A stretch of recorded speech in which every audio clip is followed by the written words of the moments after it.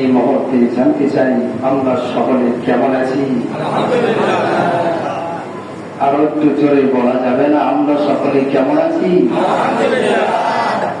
আপনারা কি কোনো টেনশনে আছেন, কোন চিন্তায় আছেন, আখেরাতকে নিয়ে টেনশনে আছেন, ভয় পাচ্ছেন? যদি কোনো বান্দা আবু দাউদ শরীফের হাদিসে এসেছে সকালে 7 বার বিকেলে 7 বার এ দোয়াটি তেলাওয়াত করেন, দুনিয়া ও আখিরাতের চিন্তা ভাবনা তার জন্য আল্লাহ যথেষ্ট। বলি না সুবহানাল্লাহ। সেই দোয়াটি হলো হাসবুল্লাহু লা ইলাহা ইল্লা হুয়া আলাইহি তাওয়াক্কালতু ওয়া হুয়া রাব্বুল আরশিল আযীম। সুবহানাল্লাহ। হাসবুল্লাহ, আল্লাহ আমার জন্য যথেষ্ট।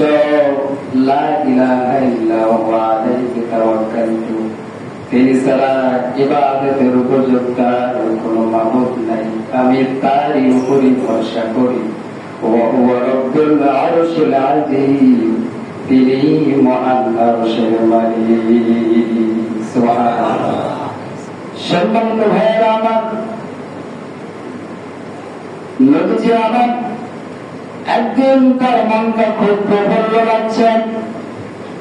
আম্মা জান আয়েশা সিদ্দিকাতুর রাদিয়াল্লাহু তাআলা আনহা নবীজির নিকটে চলে গেলেন। নবীজিকে বললেন, নবী, আপনার মেজাজটা খুব আনন্দ দেখাচ্ছে, খুব মেজাজ লাগছে, আপনি কি আমার জন্য একটু দোয়া করবেন না?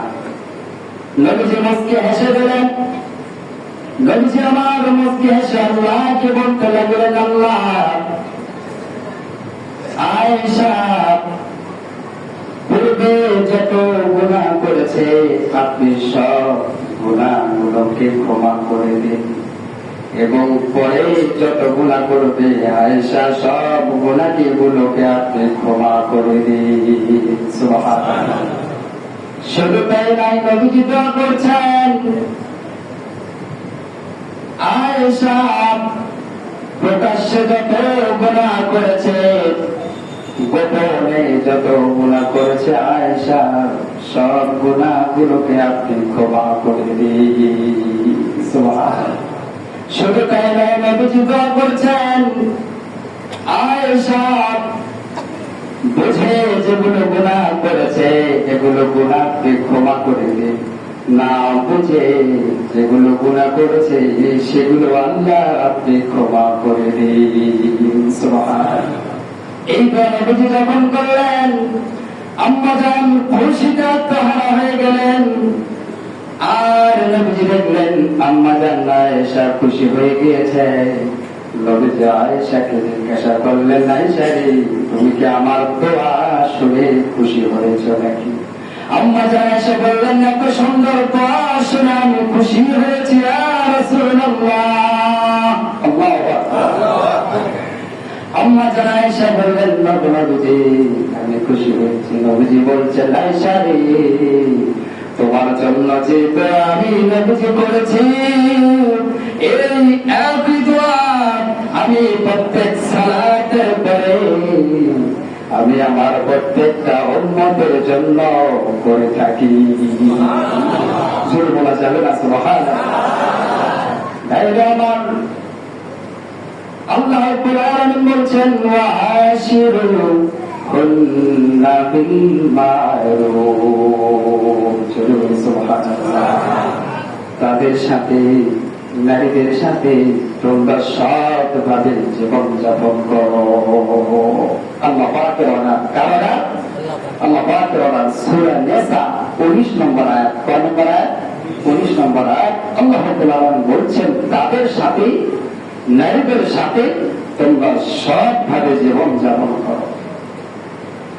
এই আয়াতের তাফসীরে এসেছে,